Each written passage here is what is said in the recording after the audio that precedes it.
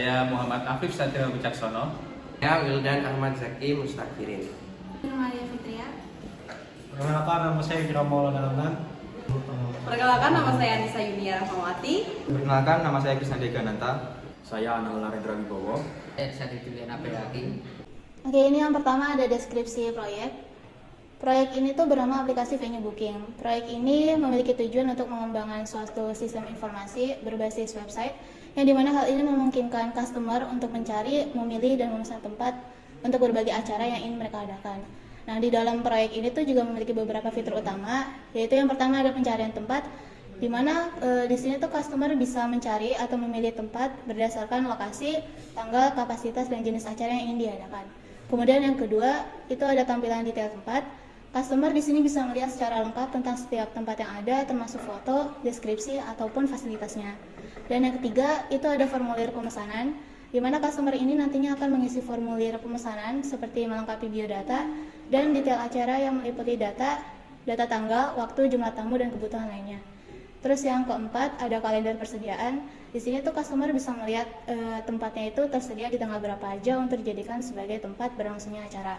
Yang kelima ada proses pembayaran. Di sini customer bisa membayar pesanan secara online melalui bank manapun. Dan yang terakhir itu ada konfirmasi pemesanan, di mana customer akan menerima konfirmasi pemesanan melalui email ketika pembayaran telah berhasil dilakukan beserta invoice-nya. Itu ada analisis kebutuhan. Yang pertama ada poin A yang terdiri atas kebutuhan fungsional, yang terdiri atas pencarian dan pemesanan venue. Yang dimana pencarian dan pemesanan venue dapat menampilkan daftar venue yang tersedia berdasarkan kriteria pencarian seperti tanggal, kapasitas, jenis venue, dan lain-lain. Memungkinkan pengguna untuk melihat detail seperti foto, deskripsi, fasilitas, dan harga. Menawarkan sistem pemesanan online dengan opsi pembayaran terintegrasi, mengatur sistem konfirmasi dan pembatalan pemesanan. Selanjutnya ada manajemen venue, memungkinkan pengelola venue untuk menambah, mengedit, dan menghapus informasi venue. Menetapkan ketersediaan venue berdasarkan tanggal dan waktu, mengatur harga dan paket venue yang ditawarkan, mengatur akses dan hak pengguna untuk mengelola venue. Lalu ada manajemen pengguna, di mana mengatur hak akses penyewa, mengatur sistem penyewaan yang mudah dipahami oleh pengguna. Selanjutnya ada manajemen pembayaran, di mana integrasi dengan beberapa sistem pembayaran termasuk pembayaran non tunai, memproses pembayaran dan memantau status pembayaran, menampilkan riwayat transaksi dan desain dan invoice. Lalu ada laporan dan analisis, menampilkan laporan mengenai pemesanan venue, pendapatan dan penggunaan venue, menawarkan analisis data dan untuk memahami tren pemesanan dan meningkatkan strategi pemasaran. Lalu ada integrasi dengan sistem eksternal, integrasi dengan sistem kalender untuk sinkronisasi jadwal, agar jadwal lebih terstruktur dan dapat mengecek apakah ketersediaan venue melalui sistem kalender online yang sudah tersinkronisasi dengan aplikasi. Lalu ada integrasi dengan sistem pra dan pasca untuk manajemen pelanggan, di mana pelanggan dapat melihat penggunaan venue sebelumnya seperti apa dan mekanisme penggunaan serta penyewaan venue seperti apa. Selanjutnya ada kebutuhan non fungsional, di mana ada keamanan yang menjamin keamanan data pengguna dan informasi pemesanan. Yang kedua ada menggunakan protokol enkripsi untuk melindungi data sensitif. Yang ketiga ada mengimplementasikan sistem kontrol akses yang ketat, yang dimana akses hanya dapat dimiliki oleh orang yang memiliki akun yang sudah sesuai dengan aplikasi tersebut. Selanjutnya ada keandalan, sistem harus tersedia dan dapat diandalkan 24 jam selama 7 hari. Dan yang kedua, sistem pencatatan penyewaan dapat diandalkan, terukur, dan juga dapat berguna selama aplikasi digunakan. Lalu ada kinerja, di mana sistem harus responsif dan cepat, terutama dalam proses pencarian dan pemesanan. Optimalisasi performa database dan server untuk memastikan kinerja tetap optimal. Lalu ada kemudahan pengguna, di mana desain antarmuka yang intuitif dan mudah dinavigasikan. Lalu dukungan multibahasa dan multi mata uang sehingga dapat diakses oleh pelanggan asing dari non Indonesia ataupun pelanggan tidak bisa berbicara bahasa Inggris. Lalu ada panduan pengguna yang lengkap dan mudah dipahami. Skalabilitas, Sistem harus dapat menangani peningkatan jumlah pengguna dan data di masa mendatang. Desain arsitektur yang fleksibel untuk mengakomodasi pertumbuhan bisnis. Nah, kemudian ada proses bisnis aplikasi. Di sini ada 5 tahapan. Yang pertama itu ada proses pengisian tempat, di mana staf mengisi venue yang ada untuk di booking maupun yang sedang dalam permohonan booking dengan mengisi jenis venue, nama venue, alamat, kapasitas dan jumlah kursi. Nah, jadi ini nanti si user jadi lebih mudah untuk membooking venue dan memilih venue yang akan di booking. Kemudian yang kedua ada prosedur pengisian fasilitas. Dari staf mengisi amenities yang tersedia yang bisa disewa untuk keperluan acara seperti panggung dan sound system. Nah, jadi nanti dari user sendiri kan membooking venue, terus kemudian nanti fasilitas apa yang diperlukan oleh user tersebut. Kemudian yang ketiga ada prosedur checking ketersediaan venue. Staf mengisi ketersediaan venue yang bisa di booking. Kemudian yang keempat ada proses booking venue. Penyewa bisa melakukan pengisian formulir booking sesuai isi formulir dan venue yang dipilih maupun venue yang tersedia. Nah, nanti sebelum dari user atau pengguna, jadi dari penyewa sendiri nanti bisa memilih venue, nanti venue mana yang masih tersedia gitu. Terus kemudian yang kelima ada prosedur konfirmasi booking. Dari staf melakukan konfirmasi booking sesuai dengan formulir yang diisi oleh pembooking. Apabila venue yang dipilih penuh, maka akan menjadi draft booking request. Apabila tidak penuh, maka akan dicetak invoice gitu. Selanjutnya adalah proses user input output dari aplikasi pemesanan venue. Di sini ada customer bisa menulis namanya di sini, lalu ada kode referral buat invoice. Selanjutnya ada venue type. Di sini user bisa memilih tipe venue-nya, mau ballroom atau stadion atau yang lain. Terus ada booking type. Ini ada bisa pengguna bisa memilih mau menyewa secara per hari atau per jam. Lalu ada date. Di sini ada tanggal dibuatnya invoice ini. Lalu ada start date, yaitu tanggal pemesanan venue-nya. Setelah itu ada end date, itu kapan pemesanan itu berakhir. Setelah itu ada booking charge per day, itu ada biaya tambahan untuk pemesanan venue-nya. Lalu ada venue amenities, itu fasilitas tambahan. Lalu di sini ada extra amenities, contohnya seperti kursi atau sound system dan lain-lain. Setelah user menginputkan semua formulir pemesanan, lalu setelah itu terdapat invoice dari laporan booking. Laporan invoice terdapat tanggal, lalu apa aja yang dipesan gitu, termasuk fasilitasnya juga, lalu total biaya dari semua pesanannya. Sudah. Oke, di sini ada use case diagram, yaitu use case diagram itu untuk mengetahui kebutuhan pengguna. Di sini ada pengguna dan admin ya. Di sini pengguna bisa membuat akun dengan use case registrasi user, lalu login, lalu pemilihan venue, pemesan venue, habis itu cek ketersediaan venue, habis itu pembayaran. Setelah user melakukan pembayaran, user bisa melakukan view booking. Setelah itu di admin bisa melakukan admin bisa mengecek laporan, mengelola venue, dan melihat view booking dari user ini. Use case diagram akan menggambarkan aktor dan kasus penggunaan fungsionalitas sistem, di mana aktor utamanya meliputi admin dan user. Dalam use case tersebut dijelaskan bahwa admin dapat melakukan aktivitas berupa login admin, mengelola venue, membuat laporan, dan melihat booking.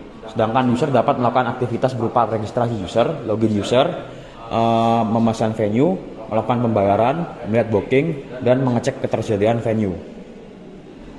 Baik, di sini saya akan menjelaskan tentang kelas diagram dari aplikasi pembookingan venue ini. Yang pertama, di sini ada kelas fasilitas. Di sini kelas fasilitas terdapat beberapa atribut, yaitu ID fasilitas yang bernilai integer, lalu ada nama fasilitas yang memiliki tipe data varchar, lalu ada biaya fasilitas yang memiliki tipe data berupa double. Setelah itu ada kelas venue. Di sini di dalam kelas venue itu terdapat beberapa atribut, yaitu ID venue yang memiliki tipe data integer yang sebagai primary key dari kelas venue ini. Lalu ada ID fasilitas yang memiliki tipe data integer. Ya, di sini ID fasilitas ini berupa foreign key. Lalu ada nama venue dan tipe venue, lalu ada lokasi venue, yang ketiganya itu bernilai varchar. Lalu di sini ada biaya per jam, lalu ada atribut biaya per hari yang keduanya itu bernilai double. Lalu ada biaya tambahan per jam dan biaya tambahan per hari yang tipe datanya itu juga berupa double. Lalu ada jam buka venue dan jam tutup venue, yang keduanya memiliki tipe data daytime. Kelas venue dan kelas fasilitas ini memiliki relasi, yaitu one to many. Lalu di sini ada kelas venue booking. Di sini ada beberapa atribut, yaitu ID venue booking yang memiliki tipe data integer. Lalu ada ID venue ini sebagai primary key dari kelas venue booking ini. Lalu ada ID venue yang memiliki tipe data integer, itu sebagai foreign key dari kelas venue booking ini. Lalu ada ID pelanggan yang juga sebagai foreign key dari kelas venue booking ini, yang memiliki tipe data integer. Lalu ada tanggal sewa dan tanggal check-in. Lalu ada tanggal check-out, yang ketiganya itu memiliki tipe data date. Lalu ada lama penyewaan, yaitu memiliki tipe data integer. Ke atas. Lalu di sini ada kelas pelanggan, yang dimana kelas pelanggan ini memiliki beberapa atribut, yaitu ID pelanggan yang sebagai primary key-nya dari kelas pelanggan ini, yang memiliki tipe data integer. Lalu ada nama pelanggan dan profesi pelanggan, yang keduanya itu memiliki tipe data berupa varchar. Kelas pelanggan dan kelas venue booking ini memiliki relasi, yaitu one to many. Lalu di sini ada kelas tagihan. Di sini ada atribut ID tagihan yang berupa integer, itu sebagai primary key dari kelas tagihan ini. Lalu ada ID venue booking yang tipe datanya itu berupa integer. ID venue booking ini berfungsi sebagai foreign key dari kelas tagihan ini. Dan kelas tagihan ini berelasi one to many dengan venue booking, dan berelasi juga pembayaran berupa one to many. Yang terakhir di sini ada kelas pembayaran. Di dalam kelas pembayaran terdapat beberapa atribut, yaitu ID pembayaran yang sebagai primary key-nya yang memiliki tipe data integer. Terus lalu yang kedua ada ID tagihan. ID tagihan ini berfungsi sebagai foreign key dari kelas pembayaran ini. Lalu ada tanggal pembayaran. Tanggal pembayaran ini memiliki tipe data date.